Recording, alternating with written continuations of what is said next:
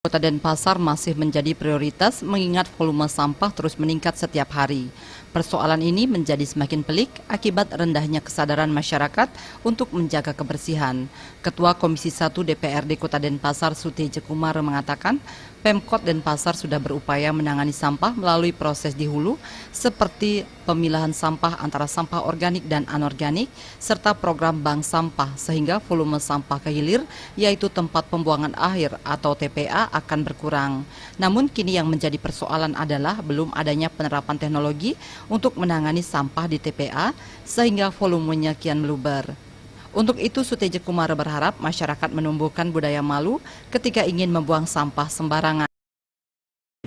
Jadi dengan adanya volume sampah yang dikirim ke daerah hilir, tetapi justru di hilir itu tidak berproses sebagaimana mestinya dengan proses yang benar dan baik. Nah, sehingga artinya selalu akhirnya ada sisa-sisa sampah yang tidak terproses di hilir itu.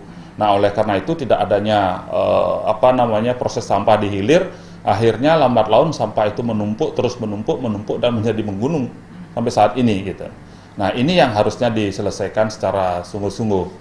Bagaimana masyarakat? Pertama tentunya memiliki etika dan mental yang baik sehingga sampah yang ada di sekitar kita itu tidak lagi menjadi masalah, tetapi justru menjadi sahabat, bahkan ada yang sudah bisa mendatangkan pendapatan dari sisi itu secara baik. Perda tentang sampah pun sudah diterapkan di Kota Denpasar. Namun menurut Sutieje Kumar, penindakan terhadap pelanggar kebersihan belum tegas. Darmawan dan Indra Wijaya, Bali TV.